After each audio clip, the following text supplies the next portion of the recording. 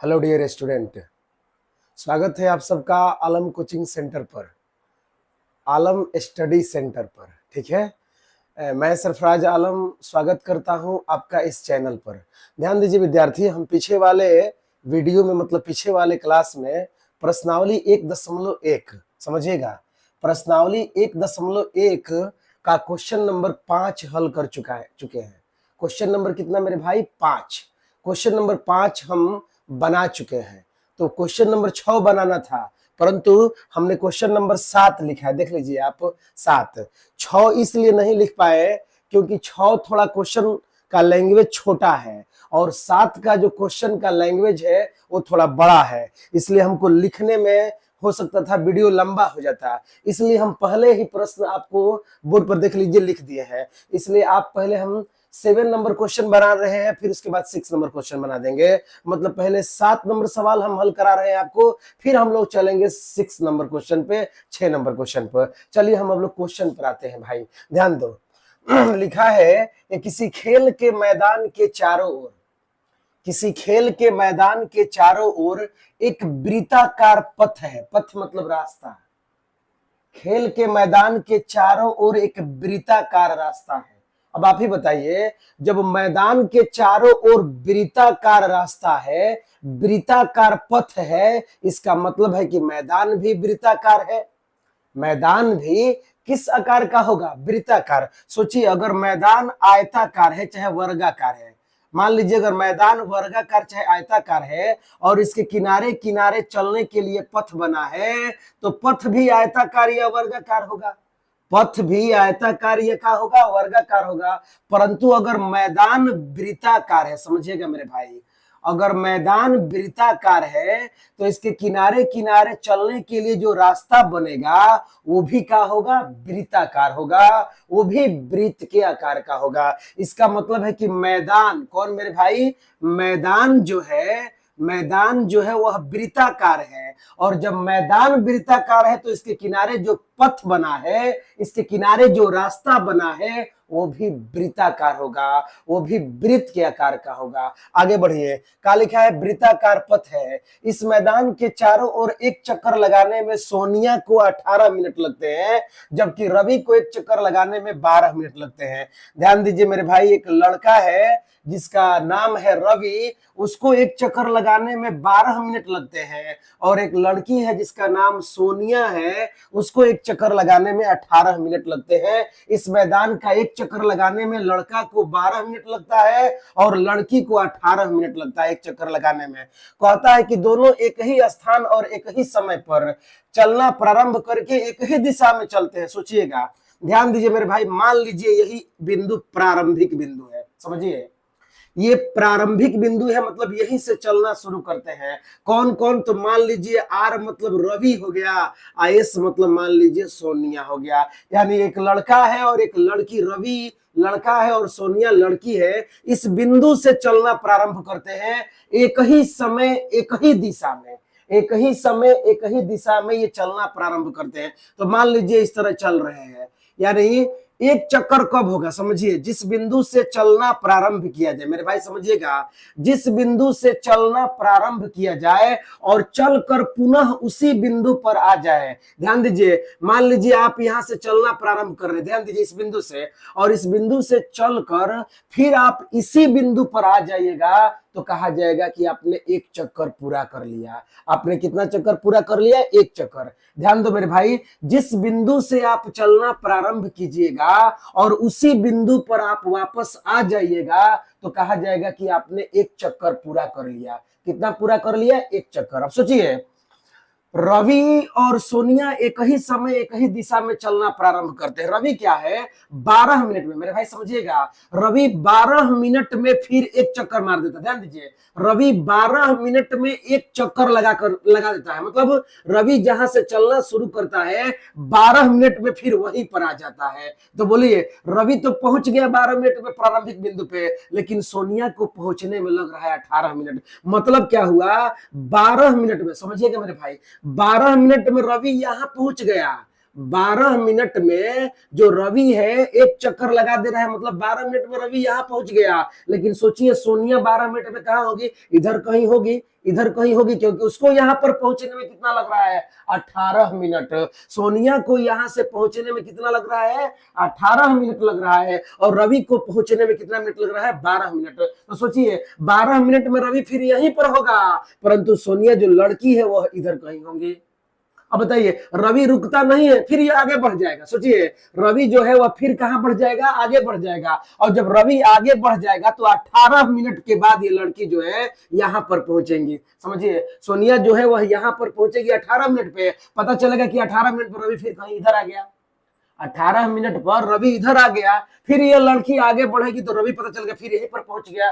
तो पूछ रहा है कि बताइए आप कितने समय बाद सोनिया और रवि दोनों प्रारंभिक बिंदु पर मिलेंगे। प्रारंभिक बिंदु मतलब जिस स्थान से वे चलना प्रारंभ करते हैं पुनः उसी स्थान पर मिलेंगे, कितने समय बाद। बताइए इस स्थान से चलना प्रारंभ किए थे और इसी स्थान पर वे कितने समय बाद मिलेंगे। क्या कीजिएगा मेरे भाई, ध्यान दीजिए, आपको क्या करना पड़ेगा, आप 12, कौन है, 12 और 18, 12 और 18 आप दोनों का एलसीएम निकाल दीजिए। समझिए 12 और 18 दोनों का आप क्या निकाल दीजिए, एलसीएम निकाल दीजिएगा। एलसीएम जब निकाल दीजिएगा, जो एलसीएम का मान आएगा उतने ही मिनट बाद वे दोनों इस बिंदु पर मिल जाएंगे। उम्मीद है आपको प्रश्न समझ में आ गया होगा। रवि और सोनिया इस बिंदु से चलना प्रारंभ करते हैं, रवि 12 मिनट में ही इस बिंदु पर पहुंच जाता है। अब सोचिए सोनिया 12 मिनट में कहां होगी, इधर कहीं होगी, इधर कहीं होगी, क्योंकि ये धीरे चल रही है, रवि तेज दौड़ रहा है, ये धीरे चल रही है, रवि तेज दौड़ रहा है। तो 12 मिनट में रवि यहां पर होगा तो सोनिया कहीं यहां पर होगी। अब रवि यहां पर रुकेगा नहीं, फिर वो आगे बढ़ जाएगा। अब पता चलेगा कि सोनिया जब इस प्रारंभिक बिंदु पर पहुंचती है तो रवि इधर कहीं है। तो पूछ रहा कि बताइए कितने समय बाद, कितने समय बाद रवि और सोनिया पुनः प्रारंभिक बिंदु, प्रारंभिक बिंदु मतलब जिस स्थान से वे चलना प्रारंभ करते हैं पुनः उसी स्थान पर मिलेंगे। ये मेरे भाई प्रश्न था, आप उम्मीद है प्रश्न समझ गए होंगे। तो हमने क्या बताया आपको कि रवि को कितना मिनट लग रहा है, 12 मिनट, और सोनिया को कितना लग रहा है, 18 मिनट। हम 12 और 18 दोनों का एलसीएम निकाल देंगे। दोनों का क्या निकाल देंगे, एलसीएम। किस विधि द्वारा, अभाज्य गुणनखंड विधि द्वारा। चलिए देखते हैं कैसे निकाला जाएगा। बोर्ड पर देखिए क्या लिखा जाएगा, देखिए मेरे भाई, हल। क्या हो जाएगा, हल। देख लीजिए क्या है, 12 है, पहले कौन है मेरे भाई, 12 लिखिएगा, चूंकि 12 बराबर का बराबर 12 बराबर, तो 12 का भाज्य गुणनखंड कर दीजिए, मतलब 12 का एलसीएम निकालिए। अब बताइए 12 के एलसीएम में कौन आएगा, तो 2 गुणा 3। 12 के एलसीएम में कौन आएगा मेरे भाई, तो 2 गुणा 3। किसके एलसीएम में, 12 के एलसीएम में। आपको विश्वास नहीं है तो यहाँ पर 12 का एलसीएम ले लीजिए, देख लीजिए 12 का एलसीएम कितना से जाएगा, 2 से जाएगा, 6 हो जाएगा, फिर 2 से जाएगा, कितना हो जाएगा, 3 हो जाएगा। देख लीजिए 2 गुणा 3, 2 गुणा 3, 3 दूना 6, 6 दूनी 12, ठीक है। अब लिखेंगे हम 18 का। बताइए 18 का एलसीएम आप निकालिएगा तो क्या हो जाएगा, 2 गुणा 3 2 गुणा 3 गुणा कर लीजिए। 3 में 3 से गुणा कीजिएगा, तितरी के 9 हो जाएगा, और 9 में 2 से गुणा कीजिएगा, 9 दूनी 18 हो जाएगा। हमने क्या बताया मेरे भाई, एलसीएम आप निकालिए 12 और 18 का। 12 और 18 का आपका निकालिए एलसीएम। किसका एलसीएम, 12 और 18 का। क्या कीजिएगा, लिखिएगा, ध्यान दीजिए बोर्ड पर, लिखिएगा एलसीएम। समझिए मेरे भाई, एलसीएम किसका एलसीएम, तो 12 कमा 18, 12 कमा 18 क्या है एलसीएम का थ्योरी मेरे भाई, समझ गए हो। ध्यान दीजिए, पीछे वाला वीडियो अगर आप देखे हो तो जानते होंगे। एलसीएम में सबसे पहले किस संख्या को लिखा जाता है, जो कॉमन हो, जो दोनों में उभयनिष्ठ हो। दोनों के मतलब 12 के अभाज्य गुणनखंड में और 18 के अभाज्य गुणनखंड में, 12 के अभाज्य गुणनखंड में और 18 के अभाज्य गुणनखंड में। देखिए आप तो कौन संख्या लड़ रहा है, कौन संख्या दोनों में है, तो आप बोलिएगा कि यहाँ पर भी 2 है और यहाँ पर भी 2 है, मतलब दो दोनों में है। और याद रखिए जो दोनों में है उसी को कॉमन कहा जाता है, इंग्लिश में, हिंदी में उभयनिष्ठ कहा जाता है। तो बताइए 2 ऊपर वाला में भी है, नीचे वाला में भी है, और जो कॉमन होगा वो सिर्फ एक बार लिखा जाएगा। जो कॉमन होगा मेरे भाई वो सिर्फ कितना बार लिखा जाएगा, एक बार। तो बोलिए 2 को आप एक बार लिख दीजिए। अब देखिए तो दोनों में कौन मिल रहा है, 12 के अभाज्य गुणनखंड और 18 के अभाज्य गुणनखंड। देखिए बोलिए यहाँ पर भी 3 है और इसमें भी 3 है, मतलब 3 भी कॉमन हो रहा है। 3 भी दोनों में उभयनिष्ठ है, 3 भी ऊपर वाला में है और नीचे वाला में भी है। और आप अभी बोले हैं कि जो दोनों में होगा वह कॉमन होगा, और कॉमन को हम सिर्फ कितना बार लिखेंगे, एक बार। कॉमन संख्या को हम सिर्फ कितना बार लिखेंगे, एक बार लिखेंगे। तो बताइए 3 को हम कितना बार लिखेंगे, एक बार। तो गुणा का हो जाएगा 3। और कब नियम है, जो कॉमन था उसे हमने लिख दिया, अब जो कॉमन नहीं है उसे भी लिखना है, कोई भी बाकी नहीं रहना चाहिए। जो कॉमन नहीं हुआ ऊपर से लेकर नीचे तक सबको लिख दीजिए। बताइए ऊपर 12 में कौन बचा है, तो बोलिएगा 2 बचा है, 2 कॉमन नहीं हुआ है। तो चलिए ऊपर से लिखिए 2, देखिए 2 को हमने लिख दिया। बोलिए इसका सब हो गया। अब बोलिए नीचे वाले में मतलब 18 के अभाज्य गुणनखंड में कौन बचा है, तो 2 कॉमन हो गया है, 3 कॉमन हो गया। तो बोलिए 3 बचा है, बीच वाला 3 बचा है, तो इस 3 को भी आप क्या करिए, लिख दीजिए। ध्यान दीजिए, क्या सीखिए आप एलसीएम में, जो दोनों में कॉमन है उसे पहले लिखेंगे, और कॉमन वाले के कितने बार लिखेंगे मेरे भाई, एक बार। ध्यान दीजिए, ऊपर भी 2 था, नीचे भी 2 था, और 2 कॉमन हो रहा है तो 2 को हमने एक बार लिख दिया। 3 ऊपर भी था, 3 नीचे भी था, यानी 3 दोनों में कॉमन है, इसलिए 3 को हमने एक बार लिख दिया। ये 2 कॉमन नहीं हो पा रहा था, 2 को हमने लिख दिया। नीचे में 3 बच रहा था, उसको भी हमने लिख दिया। यानी जो कॉमन नहीं हुआ, जो बच गया, उसको भी क्या करना है, लिख देना है। चलिए आगे बढ़ते हैं, आप गुणा कर लीजिए, देख लीजिए क्या होगा। 2 3 6, 6 दूना 12, 12 3 36, यानी 36 हो जाएगा। क्या हो जाएगा मेरे भाई, 36। तो क्या लिखिएगा, ध्यान दीजिए, लिखिएगा इसलिए, समझिए, इसलिए रवि, पहले कौन है, सोनिया है पहले, ध्यान दीजिए। क्या लिखिएगा मेरे भाई, ध्यान दीजिए, इसलिए सोनिया और रवि प्रारंभिक बिंदु पर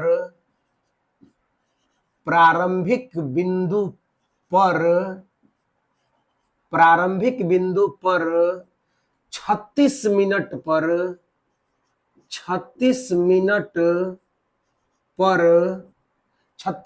पर पुनः मिल जाएंगे, पुनः क्या हो जाएंगे मेरे भाई, मिल जाएंगे। यानी लगातार ये रवि और सोनिया लगातार जब 36 मिनट तक दौड़ेंगे, समझिएगा मेरे भाई, जब 36 मिनट तक दौड़ेंगे तो 36वां मिनट पर दोनों इस बिंदु पर, यानी 36वां मिनट पर दोनों प्रारंभिक बिंदु पर मिल जाएंगे। किस मिनट पर मेरे भाई, तो 36वां मिनट पर। 36वां मिनट पर दोनों, यानी रवि और सोनिया इस प्रारंभिक बिंदु पर, यानी जिस बिंदु से चलना प्रारंभ किए थे, पुनः उसी बिंदु पर मिलेंगे। कितने मिनट पर मेरे भाई, तो 36 मिनट पर। 36 मिनट पर पुनः वे क्या हो जाएंगे, मिल जाएंगे। ठीक है, तो ये था आंसर, ये क्या था मेरे भाई, आंसर बन गया। ठीक है, तो ये हल था, आप इसका स्क्रीनशॉट ले लीजिए। हमने क्या किया मेरे भाई, फिर से एक बार देख लीजिए। सोनिया को लगा था 18 मिनट और रवि को लगा है कितना, 12 मिनट। हमने 18 और 12 दोनों का एलसीएम निकाल दिया, आया 36। तो हमने लिखा सोनिया और रवि प्रारंभिक बिंदु पर 36 मिनट पर पुनः मिल जाएंगे, यानी प्रारंभिक बिंदु पर वे 36 मिनट पर दोबारा मिलेंगे। ठीक है, चलिए अब ये क्वेश्चन नंबर कितना था, 7 था। अब हम क्वेश्चन नंबर बनाएंगे 6, जो छोड़ गए हैं। ध्यान दीजिए, हमने पहले 7 बनाया है, अब हम 6 बनाएंगे। चलिए देखिए मेरे भाई, 6, क्वेश्चन नंबर 6, स्क्रीनशॉट ले लीजिए। क्वेश्चन नंबर हम लोग 6 देखते हैं, समझिएगा।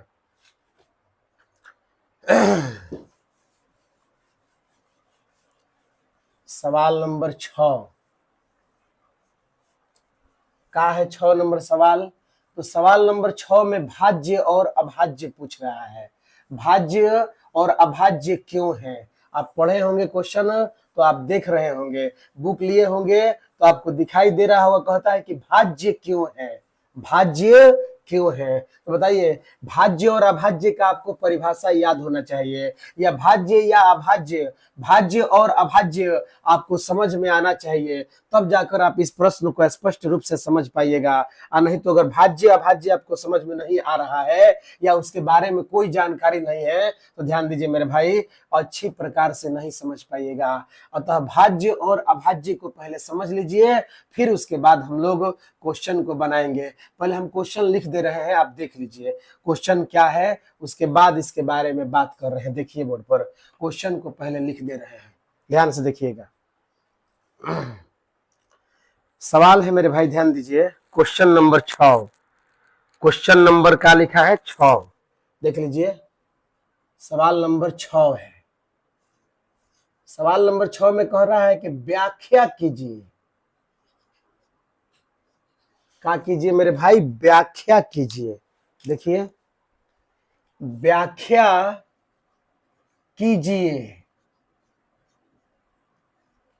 व्याख्या कीजिए कि क्या किसी ना, व्याख्या कीजिए कि, व्याख्या कीजिए कि 7 into 6 into 5 into 4 into 3 into 2 into 1 plus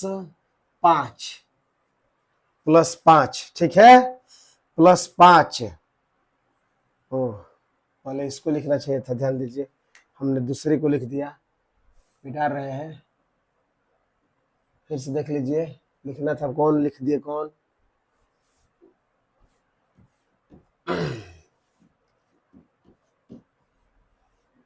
क्या लिखा है? फिर से देख लीजिए, लिखा है 7 इंटू 11 इंटू 13 प्लस 13, ठीक है मेरे भाई।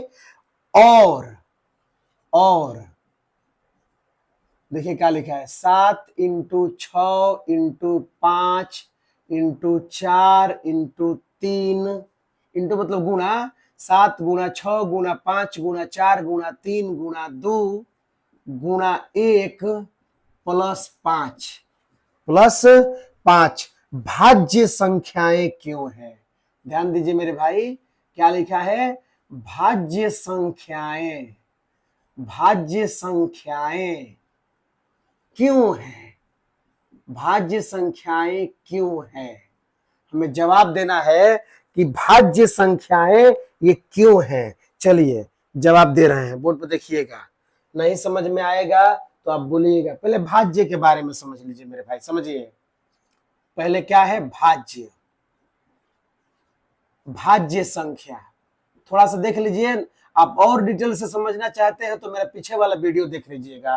भाज्य संख्या का मतलब क्या है, देख लीजिए, वैसी प्राकृत संख्या जो एक से कट जाए या अपने आप से कट जाए या किसी अन्य संख्या से कट जाए, समझिएगा, जो एक से विभाजित हो या अपने आप से विभाजित हो या किसी अन्य संख्या से विभाजित हो। 3 गुणों से विभाजित करना है, ध्यान दीजिए, जो एक से विभाजित हो या अपने आप से विभाजित हो या किसी अन्य संख्या से भी विभाजित हो, उसे ही भाज्य संख्या कहते हैं। जैसे सबसे पहली भाज्य संख्या 4 है मेरे भाई, ध्यान दीजिए, दुनिया में जितनी भी संख्याएं हैं सब 1 से कट जाती है, तो 4 1 से कट जाएगा, फिर 4 4 से कट जाएगा, फिर 4 2 से भी कट जाएगा। 4 कहां से कट जाएगा मेरे भाई? 2 से भी कट जाएगा। तो बताइए 4 को काटने वाले कौन हुए? 3।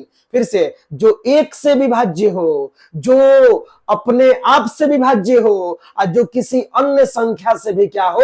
विभाज्य हो, तो उसे हम भाज्य संख्या कहते हैं। जैसे 6 भी भाज्य संख्या है। उसके बाद कौन है मेरे भाई? ध्यान दीजिए, 8 भाज्य संख्या है, उसके बाद 9 भाज्य संख्या है, ठीक है। तो भाज्य संख्या के मतलब समझ गए, जो 1 से विभाजित हो या अपने आप से विभाजित हो या किसी अन्य संख्या से विभाजित हो, उसे हम भाज्य संख्या कहते हैं। वैसी प्राकृत संख्या जो 1 से विभाजित हो या अपने आप से विभाजित हो या किसी अन्य संख्या से विभाजित हो, उसे हम भाज्य संख्या कहते हैं। ठीक है मेरे भाई, ध्यान दीजिए, भाज्य का डिटेल्स देखना है पीछे वाले वीडियो में आप देख लीजिएगा। अब है अभाज्य संख्या, एक बार देख लीजिए।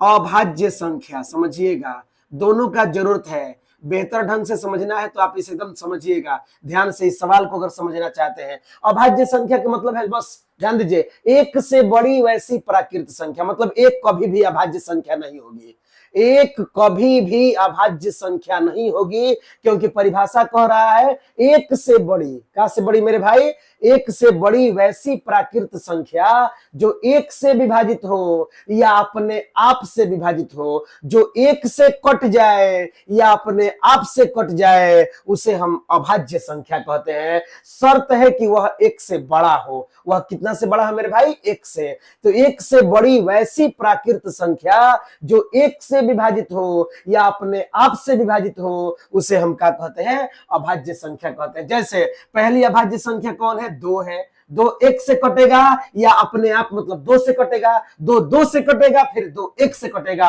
और भी और कोई दो को काटने वाला नहीं है, और किसी से भी दो नहीं कटेगा। जैसे तीन अभाज्य संख्या है, पांच अभाज्य संख्या है, सात अभाज्य संख्या है, नौ अभाज्य नहीं है, ध्यान दीजिए। सात के बाद कौन हो जाएगा, ध्यान दीजिए, 11 अभाज्य संख्या है, 13 अभाज्य संख्या है, डॉट डॉट डॉट डॉट। तो भाज्य और अभाज्य, अब स्टार समझिएगा, ध्यान दीजिए, यही महत्वपूर्ण बात है। क्या कह रहा है समझिए, कह रहा है कि अगर अभाज्य संख्या, सुनिएगा, अभाज्य संख्या से गुणा कर दीजिए भाज्य संख्या में, यही पॉइंट है, समझिएगा।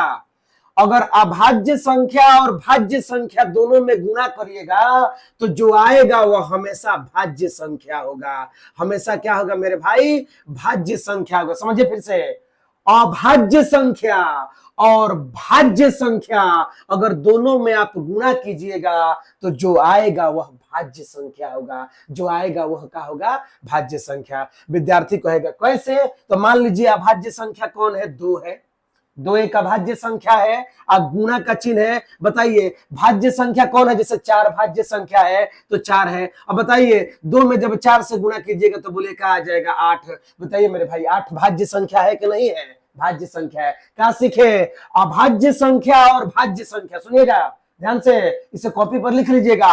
अभाज्य संख्या और भाज्य संख्या का गुणनफल हमेशा भाज्य संख्या होता है। फिर से समझिए, अभाज्य संख्या और भाज्य संख्या, अभाज्य संख्या और भाज्य संख्या का गुणनफल, कौन चीज, गुणनफल हमेशा क्या होता है, भाज्य संख्या होता है। देख लीजिए, अभाज्य संख्या जैसे 11 है, 11 अभाज्य संख्या है, और एक भाज्य संख्या ले लीजिए जैसे 6। बोलिए 11 अभाज्य है, 6 भाज्य है। बोलिए 11 से 6 में गुणा कीजिएगा, 11 6 66। बताइए 66 क्या है, भाज्य संख्या है। विद्यार्थी पूछेगा कैसे, 66 1 से कट जाएगा, 66 66 से कट जाएगा, 66 3 से कट जाएगा, 66 11 से कट जाएगा, 66 33 से कट जाएगा।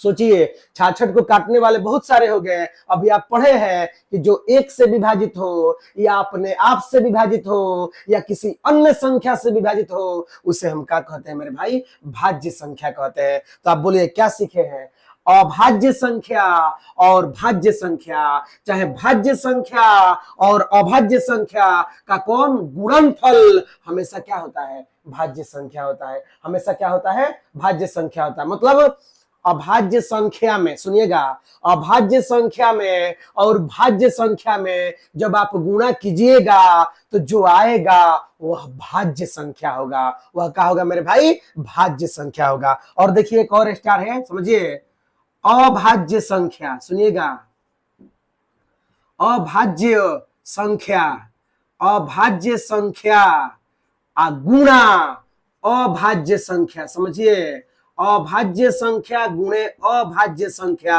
बराबर भाज्य संख्या।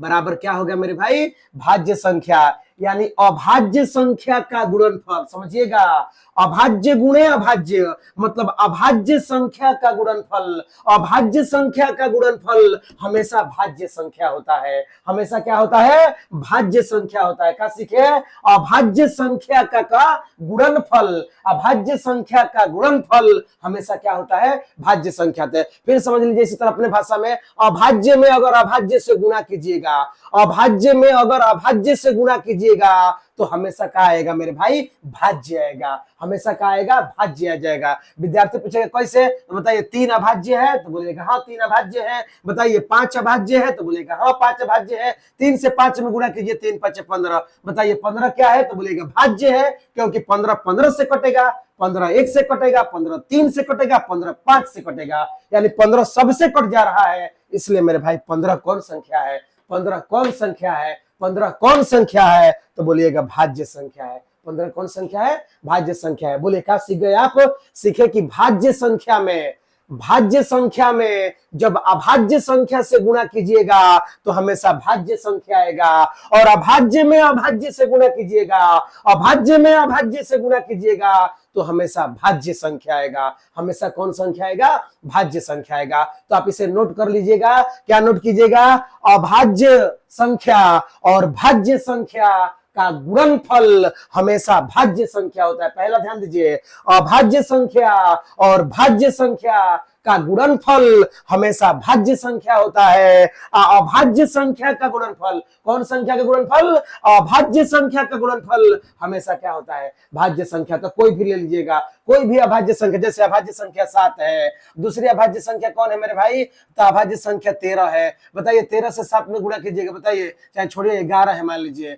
11 है, बोलिए 11 से 7 में गुणा कीजिए, 11 7 77। बताइए 11 7 77, बोलिए 77 काट से कटेगा, तो बोलिएगा 77 77 से कटेगा, 77 1 से कटेगा, 77 7 से कटेगा, 77 11 से कटेगा। बताइए काटने वाले 4 हो गए। कहा था जो 1 से कट जाए, जो अपने आप से कट जाए या किसी अन्य संख्या से कट जाए, उसे ही मेरे हम का भाई बोलते हैं भाज्य संख्या। क्या बोलते हैं, भाज्य संख्या। अब आप प्रश्न समझ जाइएगा। चलिए अब हम लोग प्रश्न पर आते हैं। ये तो कब से आपको समझा रहे थे, अब आ रहे हैं अपने प्रश्न पे। क्या कीजिएगा मेरे भाई, ध्यान दीजिए। सवाल तो आप समझिए गए, व्याख्या कीजिए कि 7 गुणे 11 गुणे 13 प्लस 13, 7 गुणे 6 गुणे 5 गुणे 4 गुणे 3 गुणे 2 गुणे 1 प्लस 5 भाज्य संख्या है क्यों है मेरे भाई। पूछ रहा है कि ठीक है भाज्य संख्या है, चलिए ठीक है भाज्य संख्या है, पर क्यों है, क्यों का जवाब आपको देना है। तो क्या कीजिएगा, ध्यान दीजिए, लिख लीजिएगा कि माना की, समझिएगा मेरे भाई, लिखिएगा माना की, माना की, क्या माना की मेरे भाई, तो माना की लिख दीजिएगा ए बराबर, माना कि ए बराबर। विद्यार्थी कहता है हम ए नहीं मानेंगे, हम एक्स मानेंगे। मान लीजिए मेरे भाई एक्स मान लीजिए, कोई दिक्कत नहीं है, आप एक्स भी मान सकते हैं। माना कि एक्स बराबर क्या लिखा है मेरे भाई, ध्यान दीजिए, 7 गुणा 11 गुणा 13 प्लस 13। देख लीजिए यहाँ से हल शुरू है, यहाँ से क्या शुरू है मेरे भाई, हल शुरू है। क्या हम लिखे हैं, माना कि x बराबर 7 गुणा 11 गुणा 13 प्लस 13। ध्यान दीजिए, आप x y z अंग्रेजी वर्णमाला में 26 अक्षर में से कोई भी अक्षर मान सकते हैं। हमने x माना, आपको मन है a मानने को तो आप a मान लीजिए, b मानने को माना है तो हम b मान लीजिए, जो मर्जी है सो आप मान सकते हैं, कोई बाध्यता नहीं है। तो कहा माना कि x बराबर, माना कि क्या मेरे भाई, x बराबर 7 गुणा 11 गुणा 13 गुणा 7 गुणा 11 गुणा 13 प्लस 13। अब ध्यान से देखिए, क्या देखिएगा, पहले बराबर का चिन्ह है, हमने बराबर का चिन्ह दे दिया। अब समझिए चिन्ह प्लस का है, प्लस के चिन्ह से मिलेगा। ध्यान दीजिए, प्लस के चिन्ह के इधर भी 13 है और प्लस के चिन्ह के इधर भी 13 है, समझिएगा, प्लस के चिन्ह के इधर भी 13 है और प्लस के चिन्ह के इधर भी 13 है, मतलब 13 दोनों तरफ है, इसलिए हम 13 को कॉमन कर लेंगे। 13 को क्या कर ले मेरे भाई, कॉमन कर लेंगे। चलिए हम 13 को कॉमन करते हैं, 13 कॉमन हो गया। अब बोलिए जब 13 कॉमन हो गया तो 7 बचेगा, 7 को लिखिए इस तरह। अब बोलिए 7 के बाद कौन बचेगा, तो 11 बचेगा, फिर चिन्ह क्या है, गुणा है। अब बताइए जब 13 को आप कॉमन किए, समझिएगा मेरे भाई, जब आप 13 को कॉमन कर लिए तो 13 जब पूरा पूरा निकल गया तो इसके जगह पर कौन बचा, 1 बचा। विद्यार्थी पूछेगा कैसे, बताइए 13 को कॉमन कर रहे हैं, किसको कॉमन कर रहे हैं, 13 को। तो बताइए 13 के गुणा में क्या छुपा है मेरे भाई, 1 छुपा है। तो जब आप 13 को कॉमन कर लिए तो बोलिए कौन बचेगा, एक बचेगा। अरे भाई अब 13 को जब आप निकाल लिए तो कौन बचेगा, एक बचेगा। देखिए यहाँ 13 है, 13 को आपने कॉमन किया तो 13 के गुणा में कौन छुपा है, एक, तो क्या लिख दीजिएगा, एक। चिन्ह बोलिए क्या है मेरे भाई, प्लस। बताइए 13 को हमने कॉमन कर लिया है, 13 को हमने क्या कर लिया है, कॉमन। और जब 13 को कॉमन किया तो बताइए यहाँ पर गुणा में क्या छुपा है, एक। 13 के गुणा में यहाँ पर क्या छुपा है, एक। 13 के गुणा में क्या छुपा है, एक। तो बताइए आपने 13 को निकाल लिया तो बोलिए कौन बचेगा, एक बचेगा। चलिए आगे देखते हैं, बोलिए क्या लिखा है, 13 है, 13 लिखिए, 13 के 13 लिख दिए। अब बोलिए यहाँ पर चिन्ह क्या है मेरे भाई, तो बोलिएगा चिन्ह गुणा का है। चलिए यहाँ पर चिन्ह गुणा के दीजिए। अब हम कोष्ठ को तोड़ेंगे, गुणा कीजिए, 11 से 7 में गुणा कीजिए, 11 7 77, 77 से 1 में गुणा कीजिएगा, 77 होगा, और 77 में 1 जोड़ दीजिएगा तो क्या हो जाएगा मेरे भाई, 78। 77 में 1 जोड़िएगा क्या होगा, 78। अभी दोनों संख्याओं पर आप विचार कर लीजिए। बताइए हम आपसे पूछेंगे कि बताइए मेरे भाई 13 कौन है, 13 कौन है, तो बोलिएगा 13 अभाज्य संख्या। देख लीजिए मेरे भाई 13 क्या है, तो बोलिएगा अभाज्य संख्या है। अब बताइए 78 कौन है, तो आप बोलिएगा 78 भाज्य संख्या है। 78 कौन है मेरे भाई, संख्या भाज्य संख्या है, क्योंकि 78 1 से विभाजित होगा, 78 78 से विभाजित होगा, 78 2 से विभाजित होगा, 78 3 से विभाजित होगा, और 78 क्या बोलते हैं 39 से विभाजित होगा। 78 का से विभाजित होगा, 39 से। समझिएगा फिर से, 78 1 से विभाजित होगा, 78 78 से विभाजित होगा, 78 2 से विभाजित होगा, 78 13 से विभाजित होगा, और 78 मेरे भाई क्या से विभाजित होगा, 39 से विभाजित होगा। बताइए तो 78 क्या है मेरे भाई, भाज्य संख्या है। 78 क्या है, भाज्य संख्या है। 13 क्या है, अभाज्य संख्या है। अब क्या देख रहे हैं, अभाज्य गुना भाज्य। देखिए यहाँ पर लिखा है अभाज्य गुना भाज्य। अभाज्य में जब भाज्य से गुणा होगा तो बताइए क्या आएगा मेरे भाई, भाज्य संख्या आएगा। क्या आएगा, भाज्य संख्या। तो क्या लिखिएगा, ध्यान दीजिए, लिखिएगा चूंकि यह, ध्यान दो, चूंकि यह अभाज्य, समझिएगा मेरे भाई, चूंकि यह अभाज्य संख्या, चूंकि यह अभाज्य संख्या और भाज्य संख्या, चूंकि यह अभाज्य संख्या और भाज्य संख्या, अभाज्य संख्या और भाज्य संख्या का गुणनफल है। का है मेरे भाई, गुणनफल है। ध्यान से सुनिएगा, कौन संख्या है, अभाज्य संख्या, और कौन संख्या है, भाज्य संख्या का गुणनफल है, मतलब बीच में चिन्ह गुणा का है। अब देख लीजिए 13 कौन है, तो अभाज्य संख्या, 78 कौन है, तो भाज्य संख्या, बीच में चिन्ह गुणा है तो गुणनफल है। तो बताइए अभाज्य संख्या और भाज्य संख्या, अभाज्य संख्या और भाज्य संख्या का गुणनफल हमेशा मेरे भाई क्या होता है, भाज्य संख्या होता है। इसलिए आप लिखिएगा, इसलिए यह क्या है मेरे भाई, तो भाज्य संख्या है। क्या है, भाज्य संख्या है। क्या लिखिएगा, भाज्य संख्या है। हो गया, ध्यान दीजिए, हमने व्याख्या कर दिया। पूछ रहा था क्यों, तो क्या बोलिएगा आप कि अभाज्य संख्या और भाज्य संख्या का गुणनफल हमेशा भाज्य होता है। हमेशा क्या होता है, भाज्य होता है। तो देख लीजिए, अतः या इसलिए यह कौन संख्या है, भाज्य संख्या है। कौन संख्या है मेरे भाई, तो भाज्य संख्या है। चलिए अब आगे बढ़ते हैं, फिर लिखते हैं माना कि b बराबर, समझिएगा, चाहे माना कि, समझिए, माना कि, मान लेते हैं y बराबर, का बराबर, y बराबर। देखिए अभी एक और बचा है ना, एक और बचा है। तो माना कि हमने इसको x मान लिया, इसको हम y मान रहे हैं। ध्यान दीजिए, माना कि y बराबर क्या लिखा है मेरे भाई, 7 गुणा 6 गुणा 5 गुणा 4 गुणा 3 गुणा 2 गुणा 1 प्लस 5, 1 प्लस 5। ध्यान दीजिए, 2 बार माना कि आया है, इसलिए क्योंकि एक बार हमने x माना है, एक बार हमने y माना है, इसलिए हमने 2 बार माना है कि लिखा है। ध्यान दीजिए, माना कि एक बार x बराबर, माना कि एक बार y बराबर। अब चलिए हम इसको भी बनाते हैं, आप ध्यान से देखना मेरे भाई। बोलिए चिन्ह है एक प्लस का है, प्लस के चिन्ह को ही देखना है। बताइए प्लस के इधर 5 है, प्लस के इधर 5 है, तो देखिए प्लस के इधर भी क्या है, 5 है। देखिए मेरे भाई यहाँ पर समझिए, प्लस के इधर, इधर मतलब दाएं भी 5 है और बाएं भी 5 है, प्लस के बाएं भी 5 है और प्लस के दाएं भी 5 है, यानी कहने का मतलब है कि 5 दोनों तरफ है, तो हम 5 को क्या कर लेंगे, कॉमन कर लेंगे। 5 को क्या कर लेंगे, कॉमन कर लेंगे। देख लीजिए, प्लस के इधर भी 13 था, प्लस के इधर भी 13 था, हमने 13 को कॉमन कर लिया। प्लस के इधर भी 5 है, प्लस के उधर भी 5 है, इसलिए मेरे भाई हम 5 को कॉमन करेंगे। ध्यान से देखिएगा, हम 5 को कॉमन कर रहे हैं। बोलिए 5 जब कॉमन हो गया तो बोलिए कौन बचेगा, बोलिएगा 7 बचेगा। 7 गुणा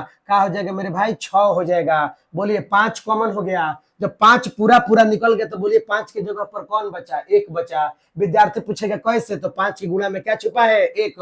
अब ये बताए थे, तो ध्यान दीजिए, 5 को जब हमने निकाल लिया तो 5 की जगह पर कौन बचेगा, 1 बचेगा। 5 की जगह पर कौन बचेगा, 1 बचेगा, क्योंकि 5 की गुणा में मेरे भाई कौन है, 1 है। तो जब आपने 5 को निकाल दिया तो बोलिए कौन बचेगा, 1। तो क्या लिखिएगा, गुणा 1, गुणा 1। फिर जैसे है उतारिए, 4 है 4, 3 है 3, फिर 2 है 2, गुणा 1 है 1। बोले चिन्ह क्या है, प्लस। अब बताइए किसको आप कॉमन किए हैं, 5 को। तो जब 5 निकल गया, 5 निकल जाएगा, तो बोले कौन बचेगा, 1। जब 5 को कॉमन कर लिए तो बोले इसके जगह पर कौन बचेगा, 1। नहीं समझ पाए तो देखिए यहाँ 5 की गुणा में कौन छुपा है, 1। बताइए कोई 5 को निकाल दिए तो कौन बचेगा, 1। तो 1 लिख दीजिए। चलिए आगे बढ़िए, क्या कीजिएगा, 5 लिखा है, 5 लिखिए। ध्यान से देखिएगा मेरे भाई, क्या कीजिएगा, समझिए। इसको हम गुणा करेंगे, 7 में 6 से, फिर 1 से, फिर 4 से, फिर 3 से, फिर 2 से गुणा कर लीजिए। गुणा कीजिएगा तो 1008 आएगा, समझिए मेरे भाई। गुणा कीजिएगा तो 1000 का आएगा 8, समझिए। 1000 कितना आया, 8। क्या हजार आया, 8 भाई मेरे भाई, 1008। अब बोले चिन्ह कौन है, प्लस। क्या बोलिएगा, 1। एक ही बार कर देगा, देख लीजिए। 7 गुणा 6 गुणा 1 गुणा 4 गुणा 3 गुणा 2 गुणा 1, इसको गुणा कीजिएगा तो 1008 आएगा। क्या आएगा, 1008। और 1008 में जब 1 जोड़ दीजिएगा मेरे भाई तो 1000 का हो जाएगा 9। क्या हो जाएगा, 1009। हम डायरेक्ट लिख दे रहे हैं क्योंकि नीचे जगह नहीं है, फिर दिक्कत हो जाएगा, फिर हमको समझाने में आप प्रॉब्लम हो जाएगा, क्योंकि आपको नीचे दिखाई नहीं दे पाएगा। तो ध्यान दीजिए, फिर से देखिए, यहाँ पर 5 है, हमने 5 उतारा। मेरे भाई बोलिए 5 के बाद यहाँ पर चिन्ह क्या है, 5 के बाद यहाँ पर चिन्ह क्या है, तो आप बोलिएगा गुणा का चिन्ह है। चलिए हमने गुणा का चिन्ह दिया। 7 6 1 4 3 2 1 में जब हम गुणा करेंगे 1008 आएगा। 1000 प्लस 8, 1008 प्लस 1, यानी 1 हम जोड़ेंगे तो क्या हो जाएगा मेरे भाई, 1009 हो जाएगा, 1009 हो जाएगा। अब इन दोनों संख्याओं पर मेरे भाई आप विचार कीजिए। बताइए, आपसे कोई पूछेगा बोलिए 5 क्या है, तो आप बोलिएगा 5 अभाज्य संख्या। देखिए अभाज्य संख्या में 5 है, तो 5 क्या है, तो बोलिएगा अभाज्य संख्या है। 5 क्या है, तो अभाज्य संख्या है। अब बताइए 1009 क्या है, 1009 बताइए। 1009 भी किसी से नहीं कटेगा, या तो 1 से कटेगा या अपने आप, यानी 1009 से कटेगा। मतलब 1009 भी मेरे भाई क्या है, अभाज्य संख्या है। सुनिएगा फिर से, 5 क्या है, अभाज्य संख्या। 1009 क्या है, अभाज्य संख्या।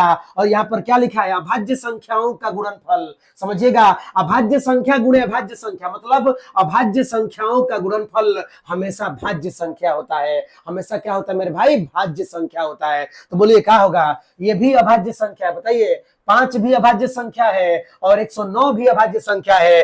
5 और 109 में जब आप गुणा कीजिएगा तो बताइए क्या आएगा, भाज्य संख्या आएगा। तो पहले क्या लिखिएगा, लिखिएगा चूंकि। ध्यान दीजिए, चूंकि यह, समझिए, चूंकि यह अभाज्य, यह अभाज्य संख्याओं, चूंकि यह अभाज्य संख्याओं का गुणनफल है। समझिएगा मेरे भाई, यह अभाज्य संख्याओं का गुणनफल है। मान लीजिए आपसे कोई पूछे कि बताइए 3 गुणा 7 क्या है, तो बोलिएगा क्या, बोलिएगा कि 3 भी अभाज्य संख्या है, 7 भी अभाज्य संख्या है। मतलब यह अभाज्य संख्या का गुणनफल है। क्या है मेरे भाई, अभाज्य संख्या का गुणनफल है। और बताइए अभाज्य संख्या का गुणनफल क्या होता है, भाज्य होता है। अभाज्य संख्या का गुणनफल क्या होता है मेरे भाई, भाज्य संख्या होता है। गुणा कीजिए, 7 से 3 में गुणा कीजिएगा, 7 के 21 होगा। बोलिए 21 21 से कटेगा, 21 1 से कटेगा, 21 3 से कटेगा, 21 7 से कटेगा। बोलिए वैसी प्राकृत संख्या, वैसी प्राकृत संख्या जो 1 से विभाजित हो, या अपने आप से विभाजित हो, या किसी अन्य संख्या से भी विभाजित अनुमानित हो, उसे ही मेरे भाई क्या बोलते हैं, भाज्य संख्या। उसे कौन संख्या बोलते हैं, भाज्य संख्या। तो बताइए क्या लिखिएगा, चूंकि यह अभाज्य संख्याओं का गुणनफल है। अब बताइए अभाज्य संख्याओं का गुणनफल हमेशा क्या होता है, भाज्य होता है। तो लिखिएगा इसलिए, इसलिए, इसलिए समझिएगा, इसलिए यह क्या है मेरे भाई, तो इसलिए यह क्या है, भाज्य। यह के मतलब कौन, 5 गुना 109 1009। ध्यान दीजिए, यह के मतलब कौन, 5 गुना 1009। 5 गुना 1009 क्या है, भाज्य संख्या है। क्या है मेरे भाई, भाज्य संख्या है। क्या हो गया, आंसर हो गया। फिर से समझ लीजिए, यह लिखा है, यह भाज्य संख्या है। यह भाज्य संख्या मतलब कौन, 13 गुना 78। 13 गुना 78 कौन संख्या है, भाज्य संख्या है। विद्यार्थी पूछेगा कैसे, आप 13 से 78 में गुना कर लीजिएगा, जो गुणनफल आएगा आप उसे कटा कर देखिएगा, 2 3 4 5 संख्या से कट जाएगा। और बताइए जो 1 से कट जाए, अपने आप से कट जाए या अपन किसी अन्य संख्या से कट जाए, भाज्य संख्या है। तो बोलिए अतः यह कौन संख्या है मेरे भाई, भाज्य संख्या है। यही था सवाल नंबर 6। उम्मीद है आपको समझ में आया होगा। आप इसका स्क्रीनशॉट ले लीजिए। चलिए आगे बढ़ते हैं।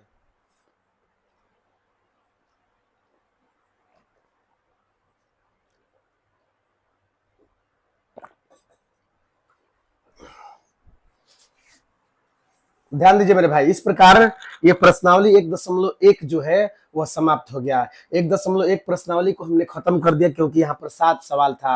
हमने 7वां सवाल पहले ही बताया है, 6 नंबर सवाल अभी बताया। अब देखिए मेरे भाई, प्रश्नावली 1.2, प्रश्नावली 1.2 का एक उदाहरण बचा है, उदाहरण नंबर 8। उदाहरण नंबर 8 हम लोग थोड़ा पढ़ लेते हैं, क्योंकि हम उदाहरण नंबर 5, उदाहरण नंबर 6, उदाहरण नंबर 7 बता चुके हैं। तो लास्ट हमें बताना है उदाहरण नंबर 8। उदाहरण नंबर हम 8 देखते हैं मेरे भाई, समझिएगा।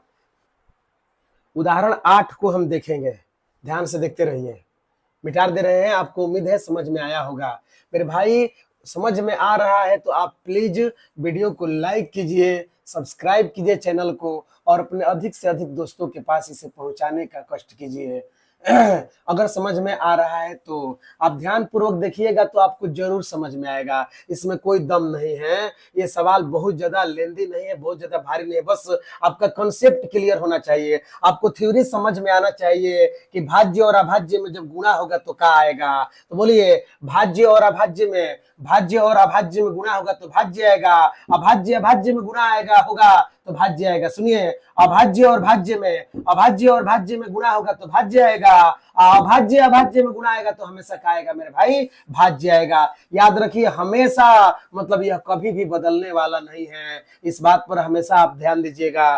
तो आपको थ्योरी हमेशा क्लियर रखना है। जब भी आप थ्योरी, जब भी आप बात को समझते रहिएगा, सवाल कोई भी हो आप समझ जाइएगा। अगर भाज्य अभाज्य आपको समझ में नहीं आ रहा है तो हम कितना भी प्रयास करें आपको समझ में नहीं आएगा, क्योंकि आपका कॉन्सेप्ट क्लियर नहीं है। अतः हम जो बता रहे हैं आपको एकदम क्लियर कीजिए। वीडियो समझ में नहीं, आप बीच से देखिएगा तो मेरे भाई नहीं समझ में आएगा। बताइए, बीच से देखिएगा तो कैसे समझ में आएगा, थोड़ा समय लगेगा, इसलिए थोड़ा शुरू से देखिए। कोई भी वीडियो हो आप शुरू से देखना प्रारंभ कीजिए, और बोलिए कि आप समझ में नहीं आ रहा है शुरू से देखने पर, तब हम बात मान जाएंगे आपका।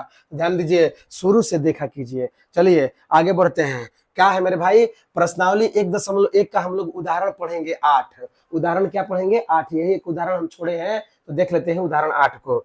चलिए, उदाहरण 8 है, उदाहरण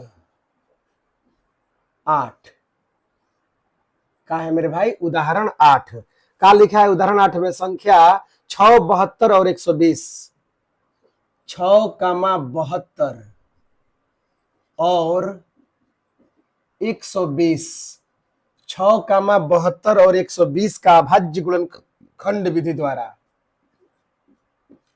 6, 72 और 120 का अभाज्य, अभाज्य गुणनखंड, अभाज्य गुणनखंड विधि द्वारा, अभाज्य गुणनखंड विधि द्वारा, विधि द्वारा HCF और LCM ज्ञात कीजिए। HCF और LCM, LCM, HCF और LCM का कीजिए मेरे भाई, ज्ञात कीजिए। लॉस और मॉस, लौस और मस हमें क्या करना है, ज्ञात करना है। का के मेरे भाई तो 6, 72 और 120 का किस विधि द्वारा, तो अभाज्य गुणनखंड विधि द्वारा। अभाज्य गुणनखंड विधि मतलब आप 6 का अभाज्य गुणनखंड कीजिए, 72 का कीजिए, 120 का कीजिए, और उसके बाद आप HCF और LCM का कीजिए, ज्ञात कीजिए। नहीं समझ में आएगा आप ध्यान से देखिए, नहीं समझ में आ रहा है तो कमेंट कीजिए कम से कम, तब हम दोबारा इस सवाल को बताकर वीडियो अपलोड कर देंगे। फिर से देखिए हम क्या लिखेंगे, समझिए शुरू हो रहा है, यहां से लिखते हैं हल, ध्यान दीजिए मेरे भाई, हल क्या लिखेंगे, लिखेंगे चूंकि 6 बराबर, का बराबर तो 6 बराबर। अब बताइए आप 6 का लसा लीजिएगा, 6 का भाज्य गुणनखंड कीजिएगा तो क्या आ जाएगा, 2 गुना 3 आ जाएगा मेरे भाई। 6 के 2 गुना क्या आएगा, 3, 2 में 3 से गुणा कीजिएगा, 2 गुना 3 आ जाएगा। अब बोलिए 72 है, अब बताइए 72 का जब आप एलसीएम लीजिएगा मेरे भाई तो 2 गुणा 2 गुणा 2 गुणा 3 गुणा 3 आ जाएगा। आप एलसीएम ले लीजिएगा, ध्यान दीजिए, गुणा कर लीजिए, 2 दूनी का 4, 4 दूना 8, 8 3 के 24 और 24 3 72। आगे बढ़िए 120 है, समझिएगा 120, 120 का एलसीएम नहीं समझ में आ रहा है तो आप यहाँ पर 120 का एलसीएम ले लीजिए। बताइए कहाँ से जाएगा, 2 से क्या हो जाएगा 60, फिर 2 से 30, फिर 2 से 15, फिर 3 से 3 5 15, यही तो आया। ध्यान दीजिए 120 का क्या मेरे भाई, 120 का हमने क्या लिया है, अभाज्य गुणनखंड। 120 का क्या किया है, अभाज्य गुणनखंड। देख लीजिए 120 बराबर का आया है, आप देख लीजिए 2 2 गुणा 2 गुणा 2 गुणा 3 गुणा 5।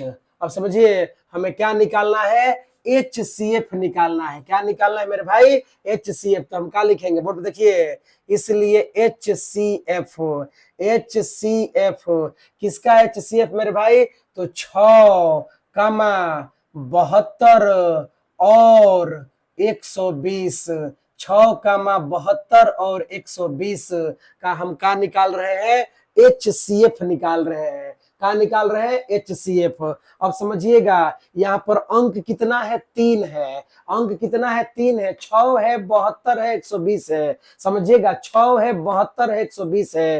तो ध्यान दीजिए HCF कौन होगा, जो तीनों में कॉमन होगा मेरे भाई, जो तीनों में उभयनिष्ठ होगा वही HCF होगा, और जो उभयनिष्ठ होता है वह सिर्फ एक बार लिखा जाता है। और याद रखिए HCF में केवल उभयनिष्ठ को ही लिखा जाता है, LCM में जो कॉमन नहीं होता है उसको भी लिख दिया जाता है, लेकिन HCF में जो कॉमन होगा सिर्फ उसी को लिखेंगे। और कौन, जो तीनों में कॉमन होगा, क्योंकि यहाँ पर 3 संख्याएं हैं। बताइए देखिए, मिलाइए, बोलिए 6 में 2 है, समझिएगा मेरे भाई, फिर यहाँ पर भी 2 है और फिर यहाँ पर भी 2 है। देख लीजिए 2 तीनों में कॉमन है मेरे भाई, और जब 2 तीनों में कॉमन है तो 2 को सिर्फ आप एक बार लिख दीजिए, 2 को आप सिर्फ एक बार लिखिए। देखिए 2 6 में भी है, 2 72 में भी है, और 2 120 में भी है, तो 2 तीनों में है, इसलिए हमने 2 को एक बार लिखा। अब और मिलाइए कौन कौन कॉमन है, बताइए मेरे भाई, इसमें भी 3 है, इसमें भी 3 है, और इसमें भी 3 है, मतलब 6 में भी 3 है, 72 में भी 3 है, 120 में भी 3 है, मतलब ये 3 भी उभयनिष्ठ है, 3 भी कॉमन हो रहा है, और जो कॉमन होगा उसे सिर्फ हम एक बार लिखेंगे, उसे हम सिर्फ क्या लिखेंगे मेरे भाई, एक बार। तो गुणा में क्या लिख देंगे, 3 गुणा कीजिए 2 में 3 से, 2 3 क्या हो जाएगा 6, यही क्या हो गया आंसर, यही हो गया HCF। याद रखिए हम क्या बताएं आपको कि HCF में सिर्फ कॉमन होने वाली संख्या को लिखा जाता है, जो संख्या कॉमन नहीं है उसे कभी भी नहीं लिखा जाएगा, जो कॉमन होगा सिर्फ उसी को HCF में लिखा जाएगा। और भी कौन कॉमन, जो तीनों में कॉमन होगा, जो तीनों संख्याओं में कॉमन होगा। 6 का यह भाज्य गुणनखंड है, 72 का भाज्य गुणनखंड है, 120 का भाज्य गुणनखंड है, तो 6 में 2 था, 2 72 में भी है, 120 में है, तो 2 तीनों में है, इसे 2, इसलिए 2 को हमने एक बार लिखा। अब देखिए 3 भी तीनों में है, तो 3 को भी हमने एक बार लिखा। अब बताइए और कोई है, तो आप बोलेगा और कोई कॉमन नहीं होगा। अब कोई कॉमन नहीं होगा तीनों में, तो बस यही उत्तर हो जाएगा HCF बराबर 6। अब आइए LCM देखते हैं, समझिएगा मेरे भाई, इसलिए लिखेंगे LCM। क्या लिखेंगे? एलसीएम, देखते रहिए। इसलिए एलसीएम का एलसीएम तो 6,72, 6,72 और 120, 6,72 और 120। ध्यान से देखिए मेरे भाई, 6,72 और 120। बोलिए एलसीएम में भी कॉमन होने वाली संख्या को पहले लिख दिया जाता है। एलसीएम और एचसीएफ दोनों में कॉमन होने वाली संख्या को लिखा जाता है। तो बताइए एलसीएम में भी जो कॉमन हुआ है उसको लिखेंगे। बताइए दो तीनों में है, अतः दो को हम एक बार लिख दे रहे हैं। तीन भी तीनों में है, अतः तीन को भी हमने एक बार लिख दिया। अब सोचिएगा मेरे भाई, ध्यान से देखिएगा। बताइए 6 में 2 था और 6 में 3 था, तो बताइए 2 भी कॉमन हो गया और 3 भी कॉमन हो गया। मतलब ऊपर वाला यानी 6 में 2 संख्याएं थी और दोनों कॉमन हो गया। अब बस छोड़ दीजिए यहीं पर। अब इधर नीचे देखिए मेरे भाई, समझिएगा। अब इस दो को में कंपैरिजन कीजिए, दो को में। अगर 2 में भी कॉमन हो रहा है तो कॉमन करना है, इसीलिए उदाहरण नंबर 8 खास है, समझिएगा। अगर 2 संख्या में भी कॉमन हो रहा है तो आपको कॉमन करना है और उसे एक बार ही लिखना है। आइए देखिए 72 में, बताइए कि यहां पर भी 2 है, समझिएगा मेरे भाई, और इसमें भी 2 है, तो बताइए फिर 2 कॉमन हो रहा है। बताइए आप 2 संख्या में भी कॉमन करते हैं, याद कीजिए अभी हमने 18 और 12 का आपको एलसीएम दिखाया, 2 संख्या में भी हमने कॉमन किया। तो बताइए 72 में भी 2 है और फिर 120 में भी यहाँ 2 है। अब ये भी 2 कॉमन हो रहा है, इसको हम एक बार लिखेंगे। अब देखिए ये कॉमन हो गया, फिर देखिए ये भी 2 कॉमन हो रहा है मेरे भाई, यहाँ पर भी 2 है, यहाँ पर भी 2 है। मतलब हम इस 2 को भी क्या करेंगे? कॉमन करेंगे। बताइए 2 को बार लिखिएगा? एक बार। अब बताइए ऊपर वाली संख्या में कौन बचा है? 3। कौन बचा है? 3। बीच वाली में कौन बचा है? 3। अब बताइए नीचे कोई 3 बचा है? तो नहीं बचा है। और याद रखिए एलसीएम में जो बचता है हम उसको भी लिखते हैं, एलसीएम में जो बचता है हम उसको भी लिखते हैं। तो बोलिए क्या लिखिएगा मेरे भाई? 3 लिखिएगा। क्या लिखिएगा? 3। अब बताइए नीचे कौन बचा है? नीचे तो बोलिएगा 5 बचा है, तो गुणा में हम क्या लिख देंगे? 5। समझ लीजिए हमने 2 में भी लड़ाया।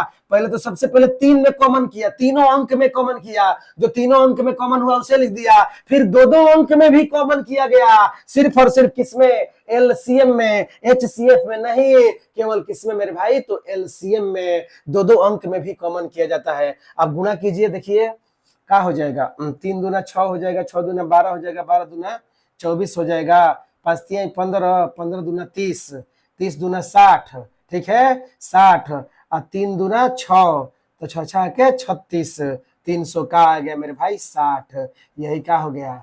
आंसर हो गया 360। हम चाहेंगे कि ऐसा प्रश्न हम और दिखा दें आपको, ऐसा प्रश्न एक बार और देख लेते हैं, एक और सवाल। तो चलिए इसका स्क्रीनशॉट लीजिए, ऐसा सवाल एक बार हम और देखते हैं, देख लीजिए। देखिए मेरे भाई ये स्टूडेंट्स फ्रेंड का बुक है, ठीक है ना, इसी में से हम सवाल बोल रहे हैं, इसी में से हम सवाल और देख रहे हैं।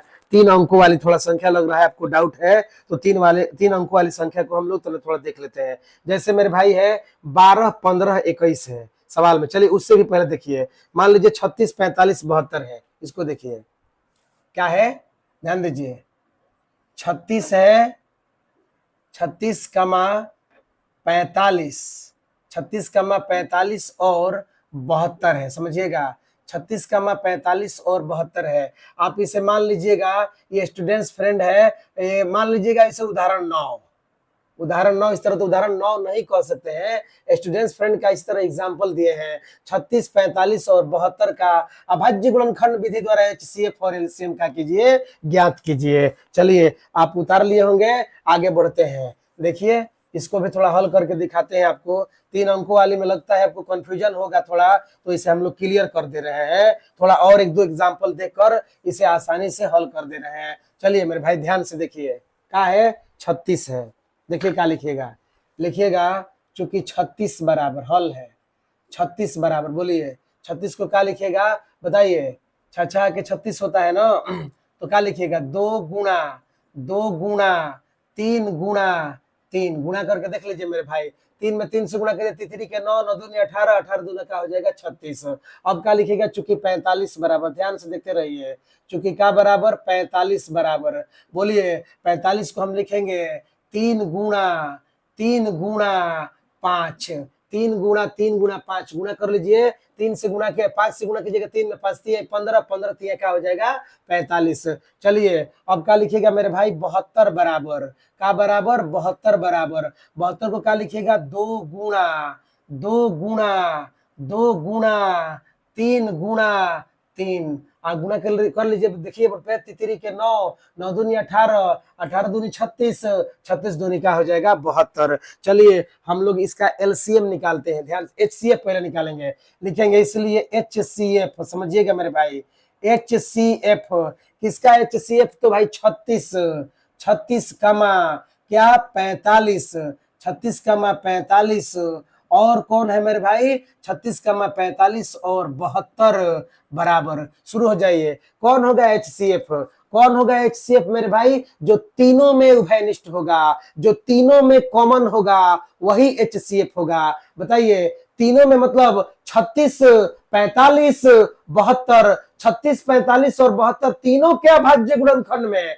तीनों क्या भाज्य गुणनखंड में जो कॉमन होगा वही क्या होगा एचसीएफ होगा। और कॉमन वाली संख्या सिर्फ कितनी बार लिखी जाती है, एक बार। आइए कॉमन किया जाए, बोलिए तो ध्यान दीजिए क्या कॉमन लग रहा है आपको, क्या बोलिएगा, ध्यान दीजिए, इसमें 2 है, इस बीच वाले में 2 नहीं है, तो 2 पर कोई विचार नहीं होगा। बोल देखिए इधर 3 है, ध्यान से देखिए मेरे भाई, 3 ऊपर वाला में भी है, 3 फिर इस नीचे वाले में भी है, और फिर इस 3 नीचे वाले में भी है, मतलब ध्यान दीजिए 3 36 में भी है, 3 45 में भी है, 3 72 में भी है, यानी ये वाला 3 जो है वह तीनों में लड़ रहा है, तीनों में 3 कॉमन हो रहा है, अतः 3 को हम एक बार लिखेंगे। और देखिए और कॉमन हो रहा है, देखिए एक और 3 है, 36 में भी एक और 3 है, 45 में भी एक और 3 है, और 72 में भी मेरे भाई एक और 3 है। बताइए ये भी 3 कॉमन हो रहा है, ये भी 3 तीनों में है, अतः एक बार और 3 लिखेंगे, 3 में 3 से गुना कीजिएगा, क्या हो जाएगा 9, यही क्या हो जाएगा मेरे भाई आंसर हो जाएगा। क्योंकि तीनों में मतलब 36 के भाज्य गुणनखंड, 45 के भाज्य गुणनखंड, 72 के भाज्य गुणनखंड, तीनों में सिर्फ 2 3 कॉमन है, 2 3 लड़ रहा है तीनों में, अतः हमने 2 3 लिखा, 3 के 3 गुना किए, तितरी के 9 हो गया। यानी आप क्या सीखे, आप सीखे कि एचसीएफ में सिर्फ कॉमन होने वाली संख्या को लिखा जाता है, एचसीएफ में सिर्फ कॉमन होने वाली संख्या को लिखा जाता है, और वो भी सिर्फ एक ही बार लिखा जाता है। 3 तीनों में है लेकिन 3 सिर्फ एक बार लिखा गया, ये भी 3 तीनों में है लेकिन 3 सिर्फ एक बार लिखा गया, 3 में 3 से गुना कीजिएगा हो जाएगा 9। चलिए अब हम लोग पढ़ते हैं इसका एलसीएम, ध्यान दीजिए एलसीएम का एलसीएम किसका भाई, तो 36 कमा 45 और 72, 36 कमा 45 और 72 का हम क्या देख रहे हैं एलसीएम। बताइए एलसीएम में पहले कौन संख्या लिखिएगा, जो तीनों में कॉमन है, जो संख्या तीनों में कॉमन है पहले उसको लिख दीजिए।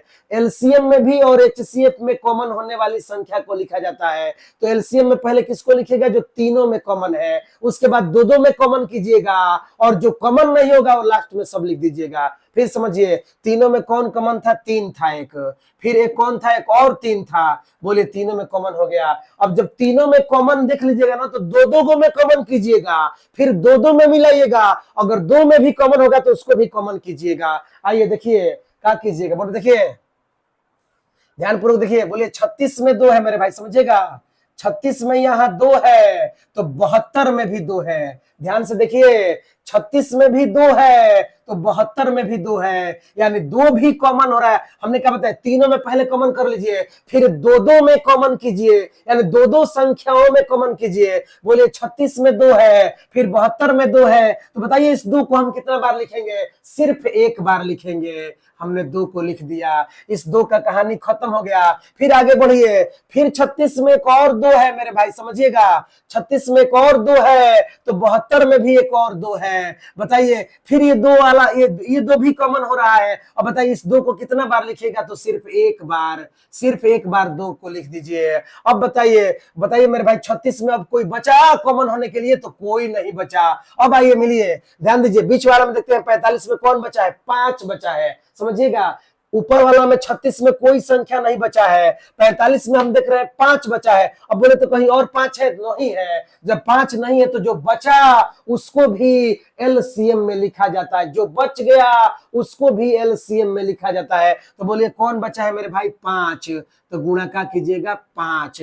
अब बोलिए फिर नीचे वाला में देखिए 72 वाला में कोई बचा है तो बोलिएगा ये 2, ये वाला 2 बचा है मेरे भाई, ये वाला 2 बच गया है तो फिर क्या लिखिएगा? 2। अब गुणा कीजिएगा, 2 5 10, 10 दूनी 20, 20 दूनी 40। अब बोलिए 9 9 चौके 36, 300 का आ जाएगा 60 आ जाएगा। तितरी के 9, 2 दूना के 4, 4 दूना 8, 8 5 40, 9 चौके 36, 360 का हो गया मेरे भाई, आंसर हो गया। ठीक है, आप समझ गए होंगे, उम्मीद है आपको समझ में आया होगा। चलिए एक और ऐसा सवाल देखते हैं 3 अंकों वाली, एक और देखते हैं स्टूडेंट्स फ्रेंड में से, ध्यान दीजिए। 3 अंकों वाले एकदम क्लियर कर लेते हैं, ठीक है। चलिए आगे बढ़ते हैं। जैसे एक और है क्वेश्चन, देखिएगा, इसका स्क्रीनशॉट ले लीजिएगा, इसका स्क्रीनशॉट, ठीक है। चलिए देखते हैं, एक और संख्या है 42 63 140। देखिएगा मेरे भाई, एक है 42, फिर है 63, 42 63, 42 63 और 140, 42 63 और 140 क्या बोलिएगा? इसे उदाहरण 10 बोलिएगा। स्टूडेंट्स फ्रेंड का किताब क्या बुक है, उसी का क्वेश्चन है मेरे भाई। का अब हम बोले, हम समझ में नहीं आ रहा है, इसको उदाहरण मत बोलिएगा, आप देख लीजिएगा इसको कैसे देखिएगा, लगातार देखते रहिएगा तो आपको कहने समझ में आ जाएगा। चलिए उदाहरण 10 से लिख देते हैं, एक अपने तरफ से उदाहरण बढ़ा रहे हैं, 9 था ये 10 हो गया, ठीक है। चलिए देखते हैं, मिटा दे रहे हैं, स्क्रीनशॉट ले लिए होंगे आप। वीडियो समझ में आ रहा है मेरे भाई, लाइक कीजिए, लाइक करना आप भूल जा रहे हैं। चैनल को सब्सक्राइब कीजिए, अपने अधिक से अधिक दोस्तों के पास इसे शेयर कीजिए। ध्यान दीजिए, आगे हम लोग बढ़ रहे हैं, वैसा ही हम एग्जाम्पल दिखा रहे हैं आपको। 3 अंकों वाली, 3 अंक जिसमें हो उसको हम आपको बनाना सिखा रहे हैं, इसलिए आप देखते रहिए ध्यानपूर्वक। ध्यानपूर्वक देखिए बोर्ड पर, 3 अंकों वाली हम लोग बना रहे हैं, 3 अंकों वाली संख्या, जो जिसमें आपका कंफ्यूजन थोड़ा है उसको हम सोच रहे हैं कि आपको दूर कर देते हैं, थोड़ा जो दिक्कत बचा है उसको क्लियर कर दे रहे हैं। चलिए मेरे भाई ध्यान दीजिए, हल शुरू करते हैं। क्या है? 42 है, समझिएगा, 42 है, 42 को लिख दीजिए। कहा है तो 42 है, लिखिएगा, चूंकि 42 बराबर, बोलिए 42 का लसा लीजिएगा, बोले क्या हो जाएगा? 21 दूनी 42, 7 के 21, क्या हो जाएगा मेरे भाई? 2 गुणा 3 गुणा 7, 7 42 देख लीजिए, 3 दूना 6 और 6 7 क्या होता है? 42 होता है। अब बताइए फिर क्या लिखिएगा? चूंकि 63 बराबर, का बराबर मेरे भाई? 63 बराबर, बोलिए 7 9 63 होता है, मतलब क्या लिखिएगा? 3 गुणा का हो जाएगा मेरे भाई? 7, गुणा कीजिएगा, तितरी के 9 9 सते 63। चलिए 142 है, फिर लिखेंगे 142, 142 बराबर, नहीं समझ में आ रहा है, आप 142 का इधर रफ में 142 का एलसीएम ले लीजिए। 2 से जाएगा, 2 7 14, 2 1 2, 2 7 14, 2 1 2, 2 7 14, 142 है ना? हाँ 142 है। 2 7 का हो जाएगा 14, 2 1 2, 2 1 2, अब कहाँ से जाएगा भाई? 71, 9 8 72, 3 से जाएगा, 3 3 ना, अब ये किसी से नहीं जाएगा। 42 जो है वह किसी से भी नहीं जाएगा। 71 दूनी 42, 2 से 2 7 14, 2 1 2, किसी से नहीं जाएगा, तो लिखिए नहीं जाएगा, तो बोलिए क्या हो जाएगा? 2 गुणा 71, 2 गुणा का हो गया मेरे भाई? 71, ठीक है। चलिए आगे बढ़ते हैं। 71 किसी भी पहाड़ा में शायद नहीं आता है, मुझे तो लग रहा है किसी से भी नहीं कटेगा 13 ना। चलिए चलिए बढ़ते हैं, क्या लिखिएगा? ध्यान दीजिए बोर्ड पे, लिखिएगा इसलिए HCF, क्या लिखिएगा मेरे भाई? HCF, HCF किसका? HCF, तो बोलिएगा 42 कमा 63 और कितना? 142, 42 कमा 63 और मेरे भाई 100 का 42, 42 63 और 100 का 42, क्या कीजिएगा? देख लीजिए, 42 63 और 142, इसमें कोई लगता है कॉमन नहीं होगा, अब कोई कॉमन नहीं होगा तो आप भी समझ रहे, थोड़ा देख ले रहे हैं, गलती तो नहीं लिख दिए हैं। सवाल था 9 नंबर सवाल, ठीक है। 9 का हमने 5 बोला है, 7 बोल रहे हैं मेरे भाई, 7 गलत हुआ है क्या? गलत कहाँ हो गया है?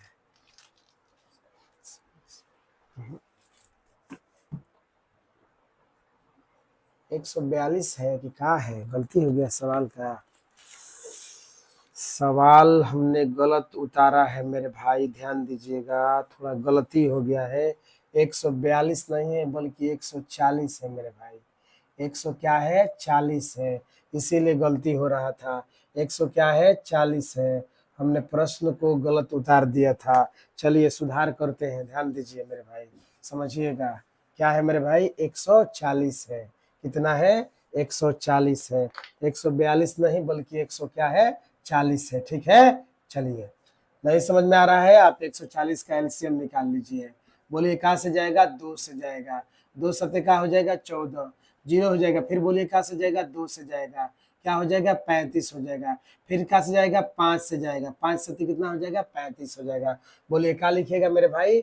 2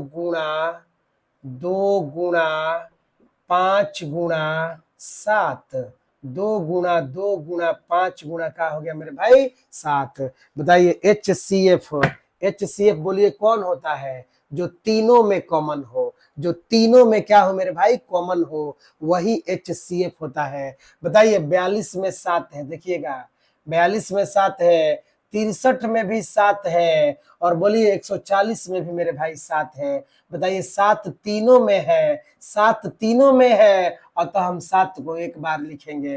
अब और देखिए, और कोई संख्या है जो तीनों में है? तो देखिए अब कोई भी संख्या नहीं है जो तीनों में है। इसमें 2 है लेकिन बीच वाले में 2 नहीं है, नीचे वाले में 2 है। तो बताइए तीनों में कोई संख्या नहीं है, सिर्फ और सिर्फ 7 है, अतः मेरे भाई 7 ही क्या हो जाएगा? आंसर हो जाएगा। 7 ही क्या हो जाएगा? आंसर हो जाएगा। अब आइए लिखते हैं इसलिए LCM। क्या लिखते हैं मेरे भाई? LCM। किसका LCM? तो 42 कामा 63 और 140। 42 कामा 63 और 140 का है नियम मेरे भाई? जो तीनों में कॉमन हो उसे पहले लिखिए, जो तीनों में कॉमन हो उसको पहले लिखिए। बताइए तीनों में कौन कॉमन था? 7। चलिए 7 को लिख दीजिए। अब दो दो में कॉमन कीजिए मेरे भाई, दो दो में अगर कॉमन हो रहा है, यानी 2 अंक में भी अगर कॉमन हो रहा है तो उसको भी आप कॉमन कीजिए। चलिए आइए बोर्ड पर देखिए, 42 में मिलाइएगा मेरे भाई, समझिएगा 42 में 3 है, समझिएगा 42 में 3 है, तो इस 63 में भी मेरे भाई क्या है? 3 है। देख लीजिए 3 42 में भी है और 3 63 में भी है, अतः हम इस 3 को एक बार लिखेंगे। याद रखिए हम जिसको अब लिख दिए उसके बारे में हम कभी बात नहीं करेंगे, जिसको हमने लिख दिया उसके बारे में कभी बात नहीं करना है। अब हम इस 3 के बारे में कभी भी नहीं सोचेंगे। चलिए आगे देखते हैं मेरे भाई, समझिएगा। अब बोलिए 42 में एक 2 है, समझिएगा 42 में 2 है तो 140 में भी इधर 2 है। ध्यान दीजिए 42 में 2 है तो 140 में भी 2 है, मतलब ये 2 भी दोनों में आ रहा है, और जो दोनों में आता है वो भी कॉमन होता है। तो बोलिए हम 2 को कितना बार लिखेंगे? एक बार लिखेंगे। सोचिए जब हम इस 2 को लिख दिए तो हम कभी इस 2 के बारे में नहीं सोचेंगे। जो संख्या कॉमन है उसको जब हम लिख देंगे उसके बारे में फिर कभी सोचेंगे नहीं। तो बताइए हम इस 2 के बारे में फिर कभी नहीं सोचेंगे। तो बोलिए मेरे भाई 42 में कोई संख्या बचा है? तो नहीं, देखिए 2 भी लड़ गया है, 2 भी कॉमन हो गया, 3 भी कॉमन हो गया, 7 भी कॉमन हो गया, यानी 42 को सोचना आप छोड़ दीजिए। अब आइए इस 63 में देखते हैं। बोले 63 में कौन बचा है? 3 बचा है। बताइए 140 में 3 है? नहीं है। तो याद रखिए एलसीएम में हम सभी संख्याओं को लिख देते हैं, जो बच जाए उसको भी लिखते हैं, किसी को छोड़ना नहीं है। तो बोलिए 63 में कौन बचा है मेरे भाई? तो 3 बचा है, तो गुना हम 3 लिखेंगे। बोलिए 63 वाले भी सभी संख्या को हमने लिख दिया। अब आइए नीचे 140 में देखते हैं। 140 में इधर 2 बचा है और फिर 5 बचा है, 2 बचा है और फिर कौन बचा है मेरे भाई? 5। तो लिख दीजिए 2 इंटू 5, 2 गुना 5 गुना कीजिए, क्या हो जाएगा? 2 5 10, 10 दूना 20, 10 दूना 20, 20 60, 20 क्या हो जाएगा? 60 और चौतीरी 18, चौतीरी 18, फिर से 2 पचे 10, 10 दूनी 20, 20 तिहाई 60, 60 हो गया, चौतीरी 18, 180, 18 7 26 से 1 2 6, 1260 का हो गया मेरे भाई, आंसर हो गया 1200 कितना आ गया, 60 आ गया, 1200 कितना आया, 60 आया। ठीक है, अब देख लीजिए स्टूडेंट्स फ्रेंड में एक और है, आप इसे बना लीजिएगा। ये मान लीजिए आप लोगों का ये HW हो जा रहा है, क्या हो जा रहा है मेरे भाई, HW। होमवर्क में दे रहे हैं एक सवाल, आप इसे हल कर लीजिएगा। क्या है मेरे भाई, 48 है, कमा 72 है, 48 कमा 72 और 48 कमा 72 और 108, 48 कमा 72 और 108 है। ये भी एक एग्जाम्पल है, आप इसे HW में हल कर लीजिएगा। 48 कमा 72 और 108 है। ठीक है मेरे भाई, उम्मीद है आपको समझ में आया होगा। इस प्रकार हम प्रश्नावली 1.2 खत्म कर दिए हैं। अब हम कल आपको पढ़ाएंगे प्रश्नावली 1.3। तब तक के लिए धन्यवाद। अगर आपको वीडियो समझ में आ रहा है मेरे भाई तो इसको लाइक कीजिए, शेयर कीजिए, सब्सक्राइब कीजिए। मिलते हैं अगले क्लास में। जय हिंद, जय भारत।